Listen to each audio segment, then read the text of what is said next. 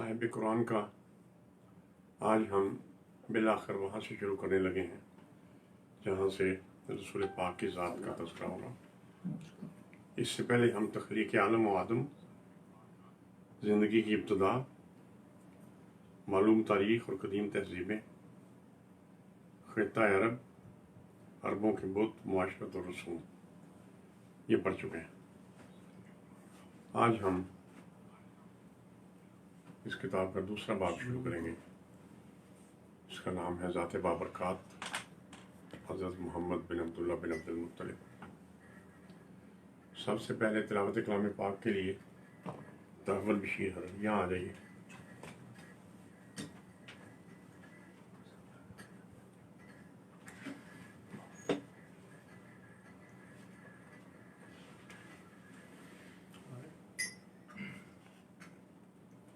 أعوذ بالله من الشيطان الرجيم بسم الله الرحمن الرحيم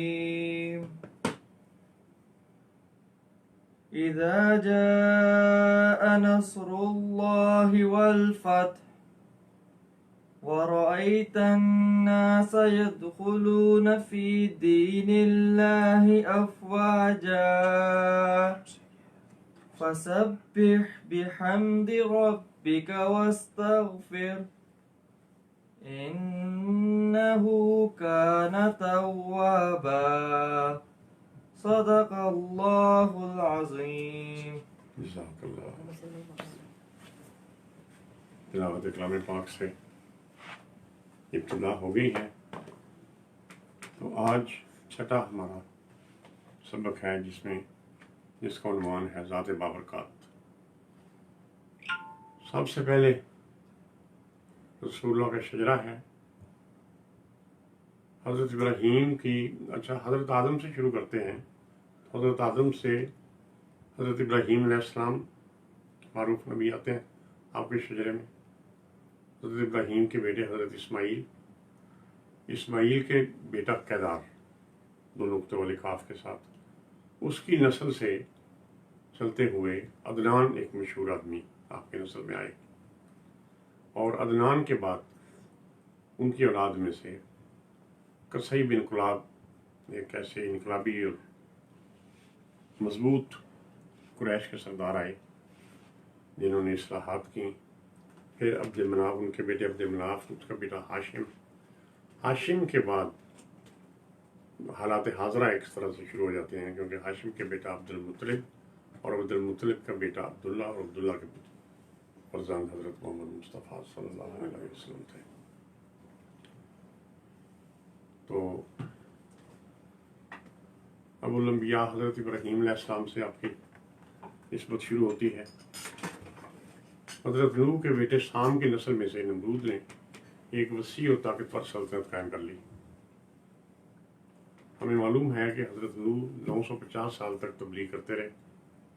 ان کی قوم نے جب آپ کے ایمان لانے اور تعمیل ارشاد سے انکار کیا، یا آپ کے ساتھ صحیح بیٹھ جائیں آپ دونوں آرام سے تاکہ ایک ہی کام ہو، تو اس کے بعد ایک زبردست سیلاب آیا، اتنا سیلاب کہ جو پہاڑوں کی چوٹیوں تک کشتی جا کے حضرتوں کی وہ رات کی چوٹی پر جا کر اٹک گئی۔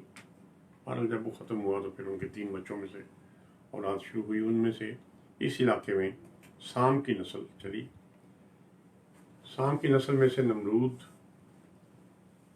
نے ایک وسیع اور طاقتور سلطنت قائم کر لی تھی، عظیم الشان اور پرہیبت محلات اور عمارات تعمیر کی۔ یہ بابل کے علاقے میں جو آج عراق ہے، اور معیشت کو خوب مضبوط کر لیا تھا۔ لیکن جس بت پرستی سے حضرت نوح علیہ السلام منع کرتے رہے وہ دوبارہ راسخ ہو چکی تھی۔ نمرود کے دربار کے عہدیدار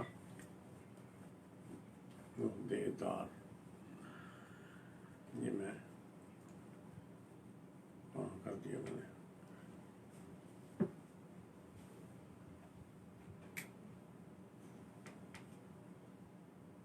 اچھا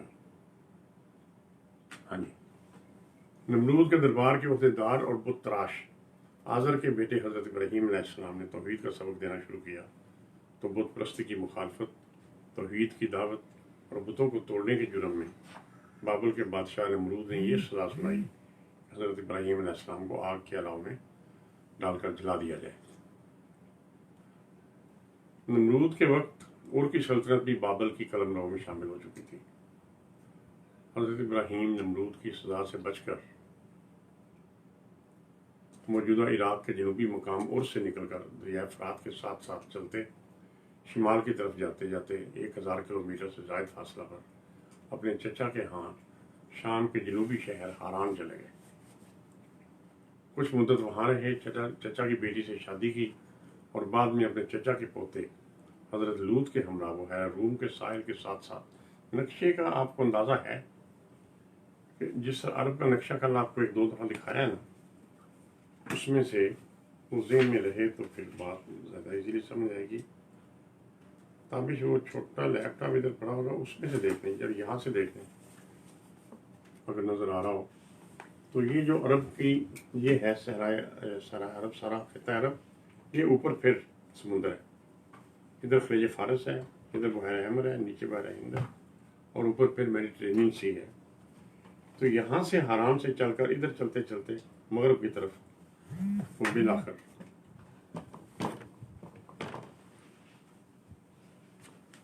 900 किलोमीटर दूर सरसब्ज़ चरागाहों की सरजमीन कनान में जाकर क़याम किया।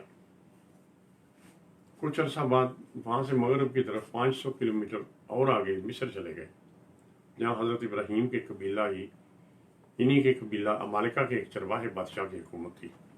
देखिए उस वक़्त पहले नबियों के बारे में कहा जाता है, ये मालूमात की कमी की वजह से ये कहा जाता है कि उन्होंने हकीर काम किया, बकरियाँ चराना।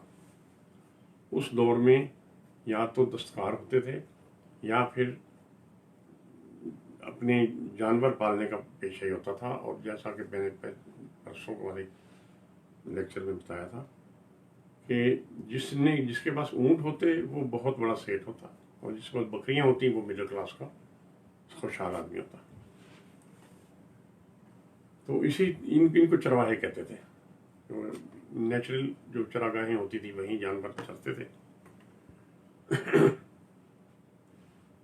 इन्हीं के कबीला के अमालिका का एक बादशाह था जिसको चरवाहा बादशाह या हाइक्सूस बादशाह कहते थे। यहूदी रवायत है और मुझे इसराइलियात पर एतबार नहीं है। यहूदी रवायत है कि फ़िरौन हज़रत सारा के बारे में बदनीयत हो गया, हज़रत इब्राहीम की बीवी के बारे में, लेकिन अल्लाह ने उसको ऐसा नाकाम किया कि वो समझ गया आप अल्लाह की मुकर्रब बंदी हैं।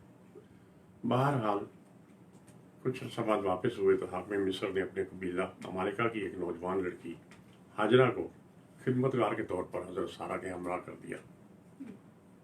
हमारा अकीदा ये है यहूदियों के बरक्स कि उसने इजहार अकीदत के तौर पर आपके मर्तबा और मुकाम के पेश नज़र एक उन दिनों लोनिया मुलाजिम हैं यानी गुलाम चलते थे तो ये तोहफा दिया था। हज़रत इब्राहीम अलैहिस्सलाम वहाँ से वापस हुए तो हज़रत लूत को बहर मुर्दार डेड सी जो यहाँ पे उर्दन है उसके शुमाल में बहर मुर्दार के जनूब में सदूम की बस्ती में तबलीग के लिए छोड़ा और ख़ुद आगे बढ़कर किनान की वसी और सरसब्ज़ चरागाहों में हब्रोन के मकाम पर डेरा लगाया। उससे निकले हुए 55 साल हो चुके थे, अपने यानी होम टाउन से निकले हुए। हज़रत सारा की उम्र 75 या 76 बरस हो चुकी थी। ये 300 किताब की अम्मी जी की है, लेकिन उनकी कोई औलाद नहीं थी।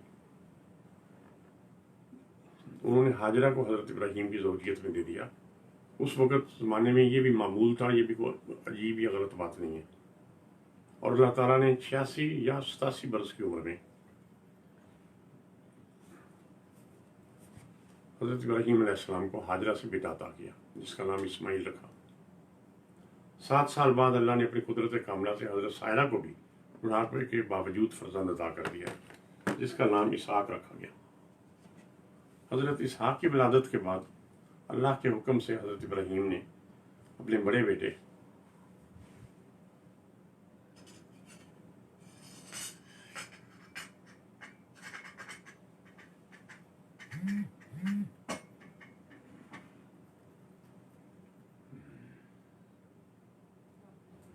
हज़रत इस्माइल को अपने बड़े बेटे हज़रत इस्माइल को اس کی والدہ سمیت جنوب کی طرف بذریعہ اونٹ 50 دن سفر کرنے کے بعد 1450 کلومیٹر دور حجاز کے درمیان بالکل بے آب و گیا مقام بکہ کے مقام پر پہنچا دیا، جسے آج کل مکہ کہتے ہیں۔ اس جگہ کوئی زراعت یا پیداوار حتیٰ کہ پانی تک نہیں تھا، لیکن یہ جگہ تجارتی راستے پر واقع تھی۔ پانی کا ایک مشکیزہ اور کھجوروں کی ایک بوری چھوڑ کر حضرت ابراہیم واپس کنعان چلے گئے، البتہ بعد میں آ کر خبر گیری کرتے رہے، اور روایات میں ہے کہ 4 مرتبہ آئے۔ جب تیسری دفعہ آئے تو قربانی کا واقعہ پیش آیا، اور جب 5ویں دفعہ آئے تو وہاں اللہ کا پہلا گھر بھی تعمیر کیا۔ یعنی ایک دفعہ تو آئے چھوڑنے، 4 دفعہ اس کے بعد آئے، ٹوٹل 5 دفعہ وہاں آئے۔ جب 5ویں دفعہ آئے آخری دفعہ تو وہاں اللہ کا گھر بھی تعمیر کیا۔ روایت ہے کہ اسماعیل کے مکہ میں آباد ہونے کے بعد حضرت ابراہیم 75 برس مزید زندہ رہے، اللہ عالم۔ البتہ جب حضرت ابراہیم کا انتقال ہوا تو حضرت اسماعیل اور حضرت اسحاق نے مل کر والد کی تدفین کی۔ اس سے ظاہر ہوتا ہے کہ حضرت اسماعیل اور حضرت اسحاق کا آپس میں رابطہ قائم رہا۔ ایک اور بات کہ حضرت اسماعیل کی شادی آپ کی والدہ ہاجرہ نے مصر میں اپنے خاندان میں کی، یعنی اگرچہ اس وقت فاصلے دور تھے اور اونٹوں کے ذریعے سفر ہوتے تھے، لیکن لوگ کرتے تھے، رابطے تھے۔ یہ دونوں بھائیوں کے درمیان فاصلہ یہ تھا کہ اسحاق فلسطین میں اور 1450 کلومیٹر دور یہ تھے، اور اگر فلسطین کے جانے میں رستے میں سے آپ لیفٹ مڑ کے سینائی کی طرف سے کراس کر کے چلے جائیں مصر میں تو وہاں ان کے ننیال تھے حضرت اسماعیل کے، وہیں انہوں نے شادی کی، ادھر رشتہ کیا۔ اچھا، آب زمزم، حضرت ابراہیم پانی کا جو مشکیزہ چھوڑ کر گئے تھے وہ تو جلدی ختم ہو گیا، اور حالت یہ ہو گئی کہ حضرت ہاجرہ بچے کو ایک درخت کے نیچے لٹا کر پانی کی تلاش میں قریبی پہاڑیوں صفا اور مروہ کے چکر لگانے لگیں۔ دونوں اونچائیوں کے درمیان جگہ نیچی تھی، اور وہاں پہنچتی تو بچہ نظر سے اوجھل ہو جاتا، اس لیے وہاں سے تیزی سے دوڑ کر گزرتی۔ اس طرح آپ نے بے قراری میں 7 چکر لگائے، جن کی یاد میں ہر حاجی صفا اور مروہ کے درمیان 7 چکر لگاتا ہے۔ اب امی جی کو یاد ہوگا درمیان سے تیز تیز گزرتے ہیں، اور درمیانی نیچی جگہ سے تیز تیز چل کر گزرتا ہے۔ حضرت اسماعیل کے ایریاں رگڑنے سے اللہ تعالیٰ نے میٹھے پانی کا ایسا چشمہ جاری کر دیا کہ پانی کے آس پاس ریت سے کنارہ بناتے ہوئے حضرت ہاجرہ کے منہ سے بے ساختہ نکلا، زم زم، یعنی ٹھہر جا ٹھہر جا۔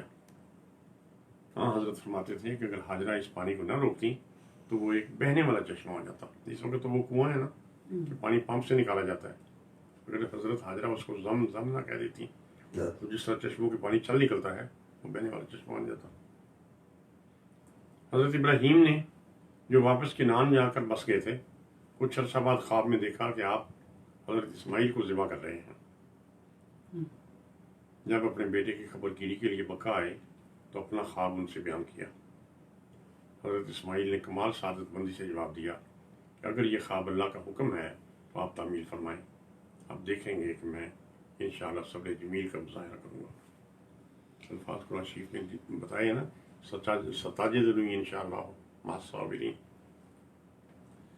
لیکن اللہ کو صرف اپنے پیارے بندوں کا امتحان مطلوب تھا، جس میں دونوں باپ بیٹا سرخرو ہوئے۔ اسے قرآن حکیم میں ذبح عظیم قرار دیا گیا۔ آج میں دوسری جگہ سے پڑھ رہا ہوں، اس کا ایک فائدہ بھی ہے لیکن درمیان میں کہیں کہ ذرا رکنا پڑے گا۔ اس واقعہ کو قرآن حکیم میں ذبح عظیم قرار دیا گیا، اور اللہ نے متبادل قربانی کے لیے مینڈا مہیا کر دیا۔ مسلمان آج تک حج کے دوسرے دن 10 ذی الحج کو اسی قربانی کی یاد میں قربانی کرتے ہیں۔ بعد میں باپ بیٹے نے مل کر خانہ کعبہ تعمیر کیا، جس کے بارے میں سورۃ آل عمران کی آیت نمبر 97 میں ارشاد ہوا ہے، بے شک پہلی عبادت گاہ جو انسانوں کے لیے تعمیر ہوئی وہی ہے جو مکہ میں واقع ہے۔ اس کو خیر و برکت دی گئی تھی اور تمام جہان والوں کے لیے مرکز ہدایت بنایا گیا تھا۔ اس میں کھلی ہوئی نشانیاں ہیں۔ ابراہیم کا مقامی عبادت ہے، دیکھیں نا مقامی ابراہیم جہاں پہ اب انہوں نے کوئی ایسی جگہ بنا کے لگا دی ہے۔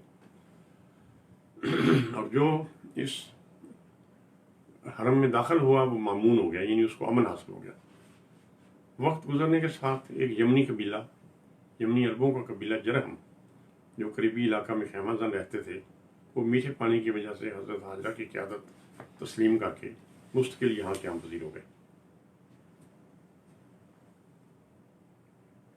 कुछ अर्सा बाद हज़रत इस्माइल ने दूसरी शादी भी उसी कबीला जरहमसानी के रईस मजाज बिन उमर की बेटी से की। इनकी पहली शादी, जैसा मैंने बताया, मिस्र में हज़रत हाजरा के रिश्तेदारों में हुई थी। हज़रत इस्माइल और बनी किदार। हज़रत इस्माइल को, जिनका ज़माना तकरीबन 2700 साल क़ब्ल इस्लाम का है, अल्लाह ने 12 बेटे अता किए, जिनमें से नाबित की और केदार की नस्ल फली फूली। नाबित की औलाद नब्ती कहलाई और उन्होंने शुमाली हिजाज में एक मजबूत और वसी हुकूमत कायम की, जो रोमियों के गालिब आने तक कायम रही। यानी मदीना से शुमाल की तरफ जो इलाके थे, यहाँ नब्ती अरब हुक्मरान थे। कहा जाता है कि यशरब के कबाइल औस और खजरज इन्हीं नब्तियों की नस्ल से थे। केदार की औलाद मक्का में ही मुकीम रही और ये तलुए इस्लाम से 1500 साल पहले से लेकर हिजाज के मालिक चले आते थे। नाबित की वफात के बाद काबा की तवालियत मजाज बिन उमर के पास चली गई और दूसरी सदी ईस्वी तक, यानी हुजूर अकरम की विलादत से 400 साल पहले तक बनी जरहम के हाथ में रही। बनी जरहम यमन के कहतानी अरब थे। दूसरी सदी ईस्वी में एक अदनानी कबीले खुज़ा ने हमल करके उन्हें मक्का से निकाल दिया। बनी जरहम यमन चले गए और जाते जाते, ये बात बताने के लिए सारी पीछे से तमहीद बताई है कि जाते जाते जमजम का कुआं बंद कर गए और तारीखी नवादरात उसमें दफन करके उसका निशान भी मिटा गए, ये ताकि ये तकद्दस हासिल न रहे। और इनका ये इस तरह मक्का की हुकूमत और काबा की तवालियत बनु खुज़ा के पास चली गई, लेकिन जमजम का चश्मा बंद रहा, कुआं बंद रहा। हज़रत इस्माइल की नस्ल से केदार की औलाद में से अदनान और अदनान की नस्ल से हाशमी कबीला में हजूर अकरम तशरीफ़ आवर हुए। ये हाशमी कबीला न सिर्फ कुरैश बल्कि दीगर तमाम अरब कबाइल में मुमताज़ और अफजल था। हज़रत इस्माइल की औलाद ने अल्लाह ने बड़ी बरकत अता फरमाई। ये यमन से शाम तक पूरे खिता अरब में फैल गए और बहरे हिंद और बहरे अमर जैसे तमदनी और तिजारती साहिल इनके कब्जा में आ गए। इसी नस्ल में फ़हर पैदा हुए, फे हे रे। फ़हर का लक़ब कुरैश था और वो बहुत ज़ीरक और शुजा थे। उनकी सातवीं नस्ल में कलाब के घर कुसई पैदा हुए। कुसई बिन कलाब, आपने नाम सुना हुआ होगा आमतौर पर। कुरैश को कुरैश क्यों कहते हैं कि अदनान में फ़हर पैदा हुए। फ़हर का लक़ब कुरैश था। कुरैश कहते हैं अरबी में छोटा मगरमच्छ उसको। ये कबीला मक्का और इसके अतराफ़ में आबाद था और काबा का मतवली और मुंतज़िम था। जो ज़ायरीन काबा के हज के लिए आते, उनको ठहराना, खाना खिलाना, पानी पिलाना और काबा शरीफ में दूसरे कामों की देखभाल इसी कबीला के हाथ में थी। अदनान की 21वीं पुश्त से हज़रत हुज़ूर अकरम तवल्लद हुए। अदनान के बाद 21वीं पुश्त से आप खुद फरमाया करते कि अल्लाह ने हज़रत इब्राहीम की नस्ल से इस्माइल को मुंतखब फरमाया, इस्माइल की औलाद से कनाना को, कनाना की नस्ल से कुरैश को, कुरैश में से बनु हाशिम को और बनु हाशिम में से मुझे मुंतखब किया। अब जो हालात हाज़रा शुरू होंगे वो कुसई बिन कुलाब से शुरू होंगे।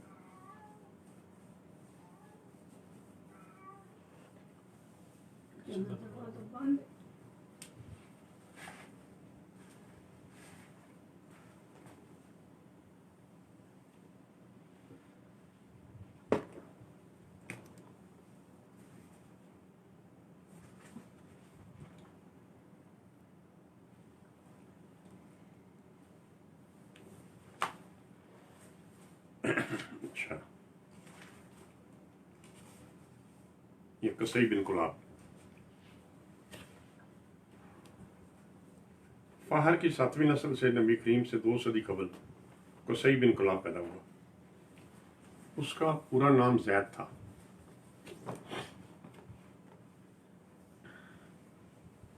बचपन में यतीम होकर अपनी वालदा के साथ अपने ननियाल शाम के इलाका में पला बड़ा। जवान होकर मक्का आ गया।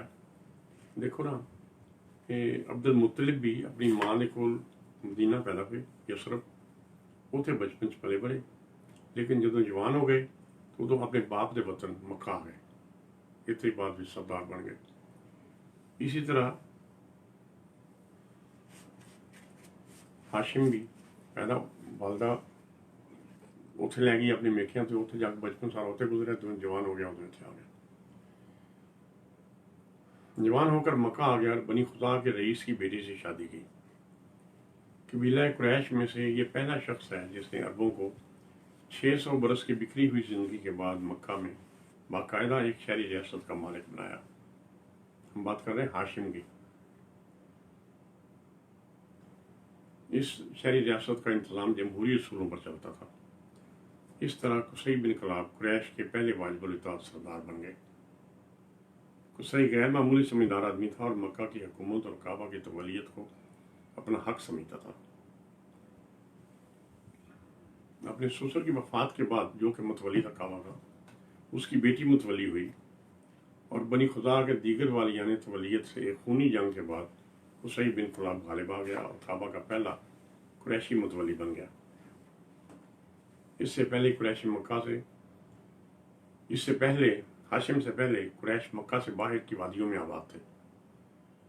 कुसई ने पहली बार मुंतशिर कुरैश को एक मुअज़्ज़ज़ मुकाम से आशना किया और उन्हें दूर नज़दीक से बुलाकर काबा के पास आबाद किया। कुसई बिन कलाब की बात हो रही है।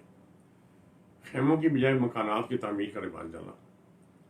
अपनी रिहाइश और मजलिस के लिए दारुल नदवा के नाम से एक वसी मकान बनाया और बाकायदा एक शहरी रियासत का ढांचा कायम किया। काबा के करीब शाम से लाया हुआ हुबल का बुत नस्ब किया। कबाइल के रेवड़ों पर सालाना टैक्स अदा किया। पहली दफ़ा अरब के अंदर मुनज़्ज़म इदारे कायम हुए।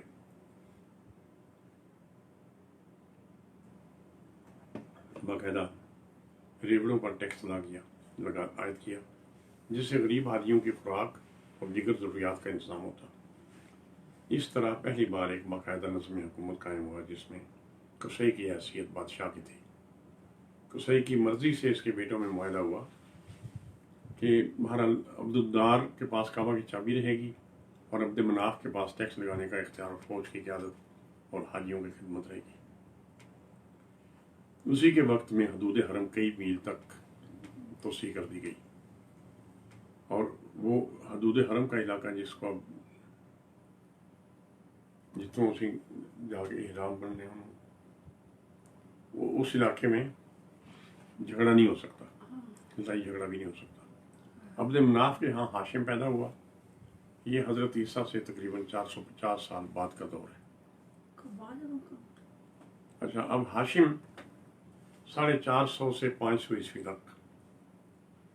कुसई के बेटे अब्द मनाफ के 3 बेटे थे मुत्तलिब। ये बात जो है ये आपको समझ आ जाएगी और ये इतनी पहले की तरह खुश्क नहीं है। कुसई के बेटे अब्द मनाफ के 3 बेटे थे, मुत्तलिब, हाशिम और अब्द शम्स, जिसको उमैया कहते थे। हाशिम, उमैया और मुत्तलिब, ये 3 भाई थे। हाशिम एक हसीन, मुदब्बर और सालिह सरदार साबित हुए। इनकी औलाद हाशमी कहलाई। जनाब हाशिम हुसैन, मुदब्बर और सालिह सरदार थे, मगर इनका भाई अब्द शम्स, जिसे उमैया कहते थे, ना जाने क्यों अपने भाई से हसद करता। इसी हसद और रकाबत में हाशिम से एक मुकाबला में हार जाने पर उसे 10 बरस के लिए मक्का बदर कर दिया गया और जलावतन भी रहना पड़ा। हाशिम ने तिजारती काफिले साल में 2 मरतबा, सर्दियों में यमन के लिए जनूब की तरफ और गर्मियों में शुमाल मगरबी अफ्रीका और आगे फ़लस्तीन और शाम को जाने वाले इलाकों तक कुरैश के तिजारती काफिले ले जाने की रवायत जारी थी और रास्ता के कबाइल के साथ मुआहदे किए थे, जिसके बाद कुरैश के काफिलों को कोई नहीं लूटता था और वो बेफिक्री से तिजारती सफ़र मुकम्मल करते थे। हाशिम ने ही हबश के बादशाह नजाशी और मिस्र शाम के बादशाह कैसर से फरमान लिखवाया। अच्छा, नजाशी और कैसर उनका ज़ाती नाम नहीं है। हबशा के लोग बादशाह को नजाशी कहते थे, मिस्र और शाम के लोग अपने हुक्मरान को कैसर कहते थे, सीजर अंग्रेज़ी में। कैसर से और नजाशी से फरमान लिखवाया कि उनके मुल्कों में कुरैश के सौदागर भी रोक टोक आ जा सकें। फिर अरब के मुख्तलिफ कबीलों में घूम फिर कर उनसे अहद लिया कि वो कुरैश के सौदागरों के काफिलों को नहीं लूटेंगे। शाम जाने वाले काफिले यसरब में भी पड़ाव करते। ये बात अब नक्शे पर समझते जाएं कि शाम जाने के लिए मदीना से शिमाल की तरफ जाना, मक्का से शिमाल की तरफ जाते, रास्ते में 450 किलोमीटर पर मदीना आ जाता। यसरब के नखलिस्तानों में यहूदियों की आबादी होती, लेकिन फिर जनूबी अरब का एक कहतानी कबीला बनी कैला यहाँ आबाद और हुक्मरान हो गया। ताहम यहूदी भी यहाँ आबाद और समाजी सरगर्मियों में बदस्तूर शरीक रहे। बनी कैला रफ्ता रफ्ता कैला के 2 बेटों के नाम पर 2 शाखों औस और खजरत में तकसीम हो गया। हमें आसानी के लिए औस और खजरत ही बताया जाता है। मैं चूँकि यहाँ पे उनकी तारीख लिख रहा हूँ इसलिए उनके रसूम रिवाज और रिश्तेदारियाँ औस और खजरत की रसूम रिवाज और रिश्तेदारियाँ अरबों के साथ मुश्तरक थीं। खजरत की शाख बनी नज्जार की एक अमीर और बासर खातून सलमा बिनते उमर नज्जार ने इस शर्त पर हाशिम के साथ शादी कर ली कि वो अपने मामलात में खुद मुख्तार रहेगी। हाशिम मक्का से शाम जाते हुए और वापसी पर यसरब में क़याम करते। सलमा बिनते उमर नज्जार हजरत खुदैजा बिन कुबरा यानी सलमा वो जिसके साथ हाशिम ने शादी की, हजरत खुदैजा बिन कुबरा और यमन की मलका बिल्कीस की मिसालों से वाज़ेह होता है कि उन ज़मानों में भी ख़वातीन खुद मुख्तार और अपनी दौलत के मालिक हुआ करती थीं।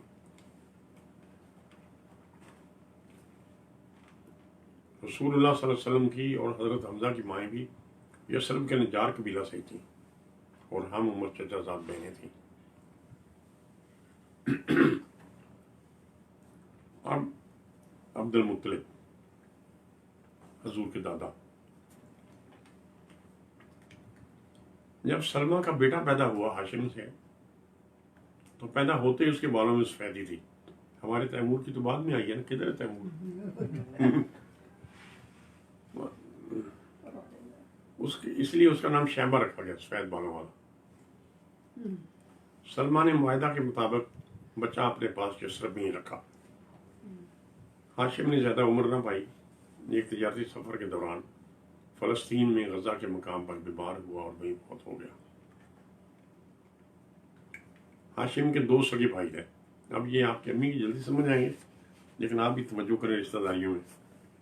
अब्द शम्स यानी उमैया और मुत्तलिब, ये दोनों हाशिम के सगे भाई थे। इनके अलावा एक और सोतीला भाई भी था। अब्द शम्स यानी उमैया की यमन और शाम में बेहद तजारती मसरूफियत रहती, और इसी तरह एक जो सोतीला भाई था उसकी भी कारोबार और मसरूफियत रहती। वो दोनों मक्का में कभी कभार आते, यानी उमैया और वो दूसरा सोतीला भाई। मुत्तलिब और हाशिम का तल्लुक रहता।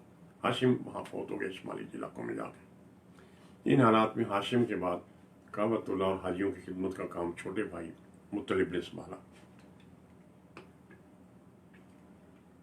हाशिम के दूसरी बीवियों से भी बेटे थे, 3 बेटे थे, लेकिन उनमें से किसी में या मुत्तलिब के अपने बेटों में भी सलमा के बेटे शैबा जैसी सलाहियतें नहीं थी। कम उम्री के बावजूद शैबा की कायदाना सलाहियतों का चर्चा ताजरों के जरिए मक्का तक पहुंचा हुआ था। ये शोहरत सुनकर मुत्तलिब यानी अब्दुल मुत्तलिब का चचा हाशिम का भाई खुद यसरब गया और सलमा को बहुत मुश्किल ये समझाया और कायल किया कि हाशिम के बेटे को मक्का ले जाया जाए ताकि ये वहाँ के लोगों और माहौल से मानूस हो जाए, और कल को अगर कुरैश की सरदारी का मौका मिले तो अजनबी ना हो। सलमा ने ये सोचकर इजाज़त दे दी कि वो खुद भी मक्का आती जाती रहेगी और शैबा भी ये आता जाता रहेगा।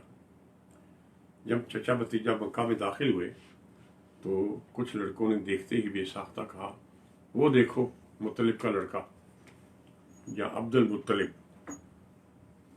मुत्तलिब ने जानकर बताया कि ये मेरे भाई हाशिम का बेटा है, लेकिन अब्दुल मुत्तलिब नाम में मशहूर हो गया।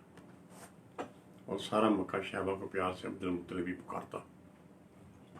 مکہ آنے کے کچھ عرصہ بعد ہی عبد المطلب کا اپنے ستیلے چچا سے وراثت کا جھگڑا کھڑا ہو گیا،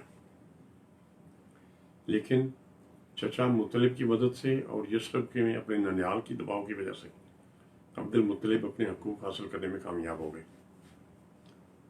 اور جب اقتدار ملا تو انہوں نے ایسی عزت اور شہرت کمائی کہ چچا مطلب کی وفات کے بعد کعبہ کی تولیت اور خدمت حجاج کے منصب اور اعزاز کے لیے آپ کو بلا مقابلہ منتخب کر لیا گیا۔ وہ اپنے خاندان کے مہربان، سرپرست، قوم کے ہمدرد، نہایت حسین و وجیح، ممتاز اور فیاض ہونے کے ساتھ ساتھ نرم خو لیکن روب داب والے، صلہ رحمی کرنے والے، باحیا اور آبرو کی حفاظت کرنے والے تھے۔ عبد المطلب بن ہاشم ایک معزز اور محترم سردار ثابت ہوئے اور اپنی بہترین انتظامی صلاحیتوں کا اعتراف کرایا۔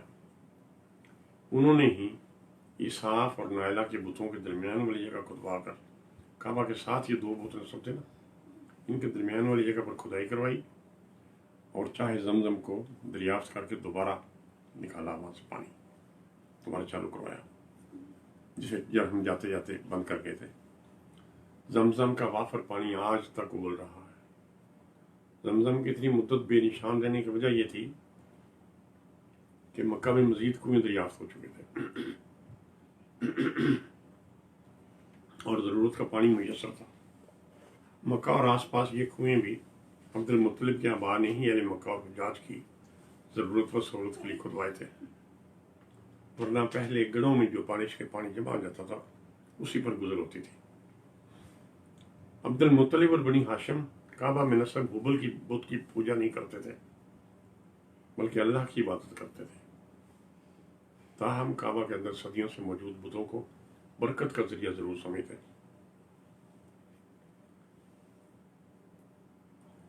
کعبہ کے اندر اور اس کے گرد ایک بڑے دائرے کی صورت میں چھوٹے بڑے 360 بت رکھے ہوئے تھے۔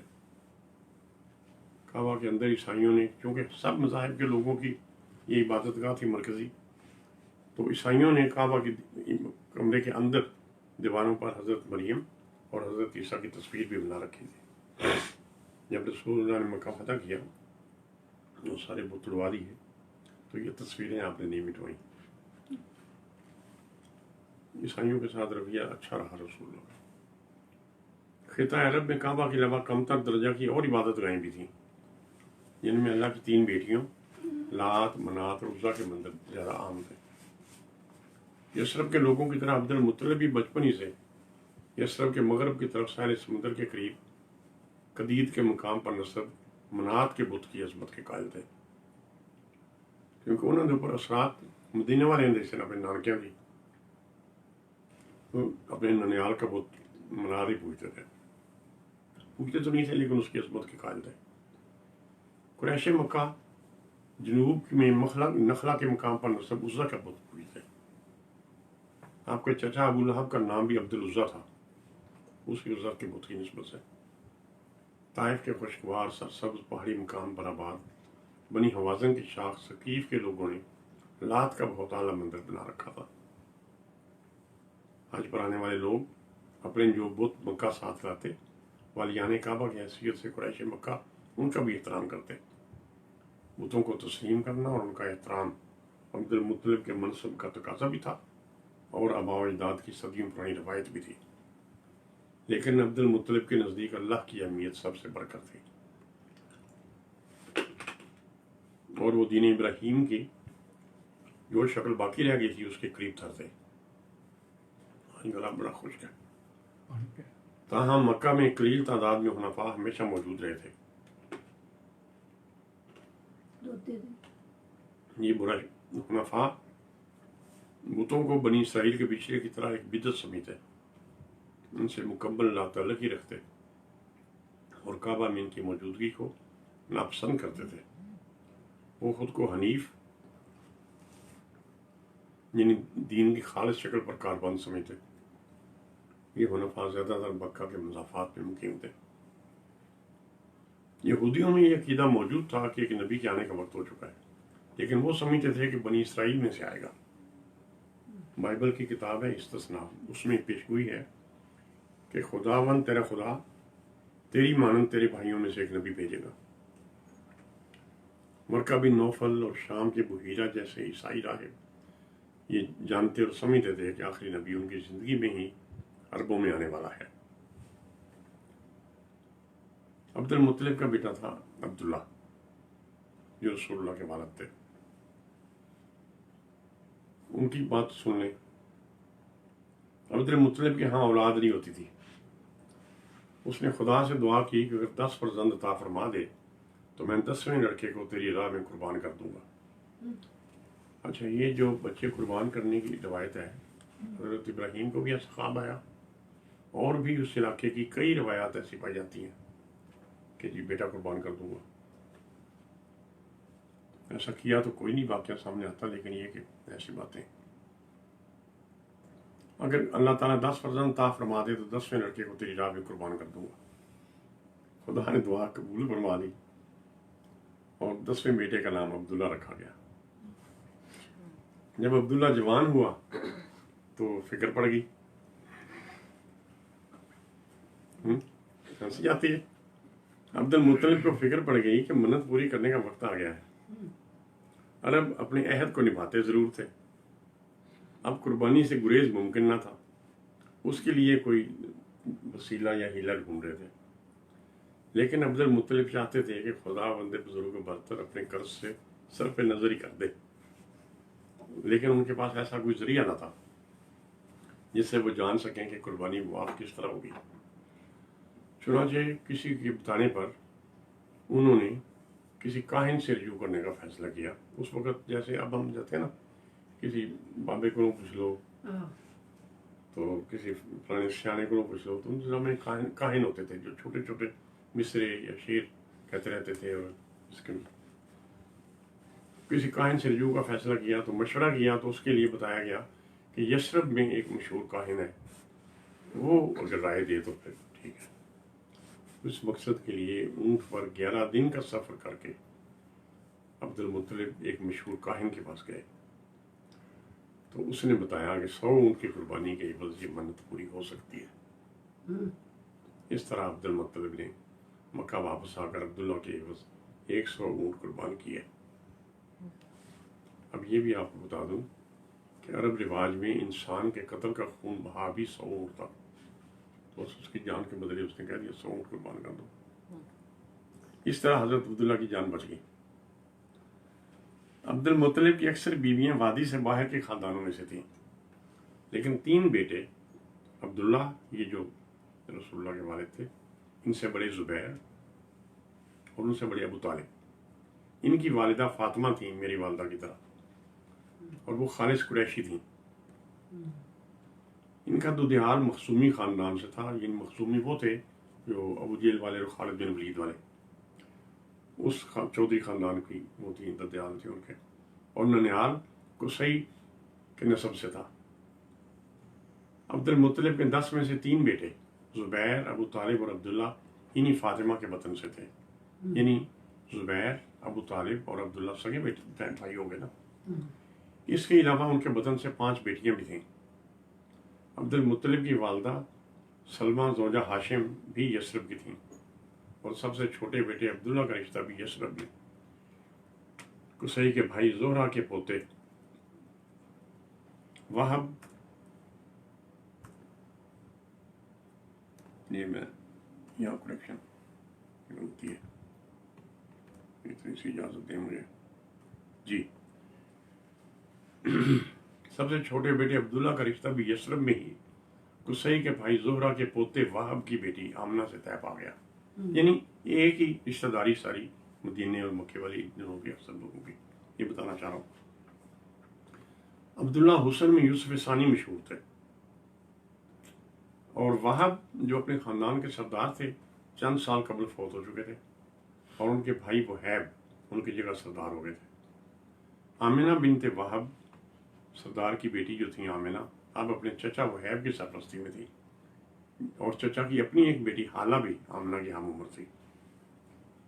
عبد المطلب نے جب اپنے بیٹے عبداللہ کا رشتہ پکا کر لیا تو خود اپنے لیے حالہ کا رشتہ مانگا، جو کہ اس کے والد وہیب نے بخوشی منظور کر لیا۔ آپ کے چچا حمزہ اور پھوپھی صفیہ اسی حالہ بنت وہیب کے وطن سے تھے۔ شادی کے وقت عبداللہ کی عمر 24 برس تھی اور عبد المطلب کی عمر 70 برس سے زیادہ تھی، لیکن وہ اپنی عمر سے بہت کم لگتے تھے۔ ان کا جسم اور قد و قامت جوانی سے بھرپور نظر آتا۔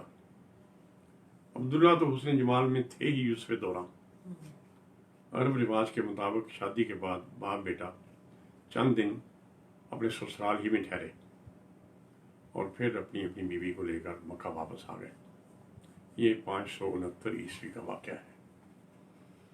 اب یہاں سے کان اور آنکھیں کھلی رکھنی ہیں، کیونکہ جتنا بور سیشن تھا سارا ختم ہو گیا۔ ٹائم بھی کر ہاں بولے، بتائیں ٹائم، 10 بجے۔ مجھے بتائیں، آئی کانٹ سی۔ 10 بج گئے؟ بتا دیتے تو آسانی ہو جاتی۔ اب میں یہاں تک پہنچ گئے ہیں کہ حضرت عبداللہ کی شادی تک، تو یہاں تک ختم کر دیتے ہیں، آج رک جاتے ہیں، اس سے آگے کل انشاءاللہ تعالیٰ پڑھیں گے۔ دعا کریں۔ تو صابر آپ دعا کروائیں، آئیں بیٹا۔ اللہ اکبر۔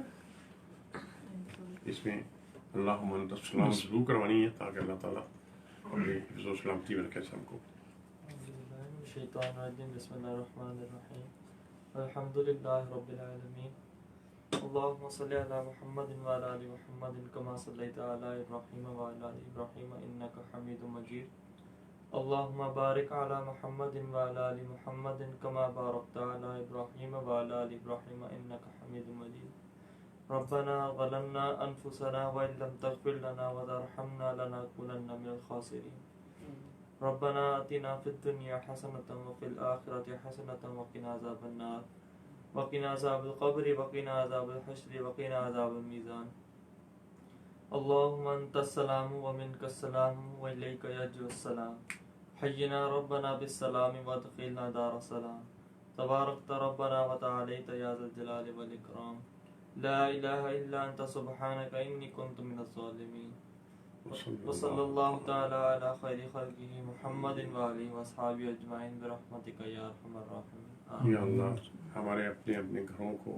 ہمارے وطن کو ہی دارالسلام بنا دے، تیرے ہاتھ میں سلامتی ہے، اور سب سننے والوں کو اپنی حفظ و امان میں رکھ اور سلامتی سے رکھ، آمین۔